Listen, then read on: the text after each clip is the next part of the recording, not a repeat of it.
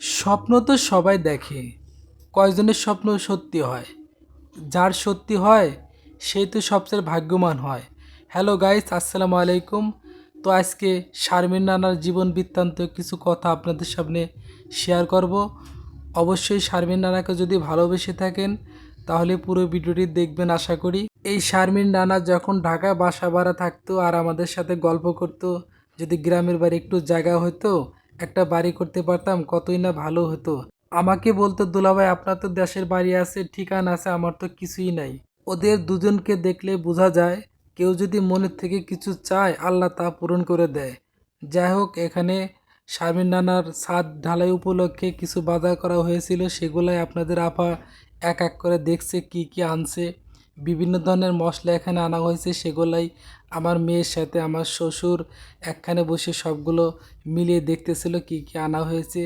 এগুলা দিয়েই তিহারি রান্না করা হবে সেই মিস্ত্রিদের খাওয়ানোর জন্য। আমরাও সেই উপলক্ষে এসেছি, আরও আশেপাশে সবাইকে দাওয়াত দেওয়া হয়েছে। আমি এবং আপনাদের আপা সারাদিন কিন্তু খুবই ব্যস্ত ছিলাম। আমার শ্বশুর ভ্যানে করে কিছু কাঠ করে নিয়ে এসেছে যা রান্না করার জন্য।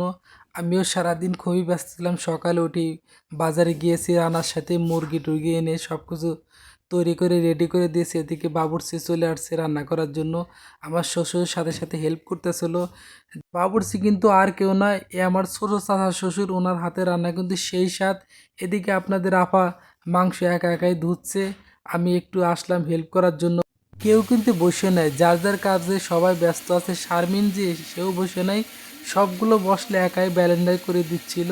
শারমিনের 4 বোনের মধ্যে 2 বোন ঢাকা থাকে আর 2 বোন এখানে থাকে, মানে আপনাদের আপা আর শারমিন। আর আপনাদের আপা তো যেখানে যায় সেখানে কাজে লেগে যায়। যেমন আছে না, ঢেকি স্বর্গে গেলেও ধান বানে, ঠিক তেমনই আপনাদের আপা যেখানে যায় সেখানেই কাজে লেগে পড়ে। এদিকে আমার চাচা শ্বশুর কিন্তু রান্না শুরু করে দিয়েছে, পাশাপাশি আমিও চাচা শ্বশুরের সাথে রান্নার কাজে সাহায্য করতেছি। আমার আবার রান্নার কাজে থাকতে খুব ভালো লাগে, সাহায্য করতে খুব ভালো লাগে। এদিকে রান্নাটা কিন্তু হয়ে গেছে, এখন দমে রাখা হবে কিছুক্ষণ, তারপরে দেখা যাবে তেহারিটা কেমন হয়েছে। উপরে আগুন দেওয়া হয়, চারিপাশে আগুন দেওয়া হয়, দেখেন কালারটা অনেক সুন্দর হয়েছে। এবং বিভিন্ন ধরনের মশলা দেওয়া হচ্ছে স্বাদ বাড়ানোর জন্য, ঘি দেওয়া হচ্ছে, আরও 5 মিশাইলে অনেক কিছু দেওয়া হয় যেটা আমাদের জানা নাই। আসলে অনেক স্বাদ হয় আমার চাচা শ্বশুরের এই তেহারি রান্নাটা, আগেও আমরা খেয়েছি। এখন এর মধ্যে দিয়ে দিচ্ছে পেঁয়াজের বেরেস্তা এবং নানান ধরনের মশলা, যা স্বাদ বাড়িয়ে দেয় আরও দ্বিগুণ। স্বাদ বাড়ানোর জন্য যেসব উপকরণ ছিল সব কিছু দেওয়া হয়েছে।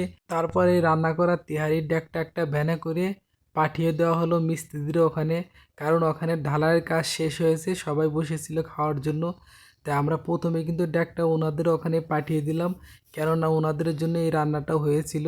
সবাই পেট ভরে খেয়েছে এবং রান্নার প্রশংসা করছে আর বলছে সেই স্বাদ হয়েছে। শারমিন, তোর নিজের বাড়ির ছাদের পার বসে কেমন লাগতেছে নিজের কাছে? আনন্দ প্রকাশ করার মতো না, যাদের নিজের বাড়ি হয়েছে তারাই জানে। অনেক আনন্দ হয়েছে। নিজের বাড়ি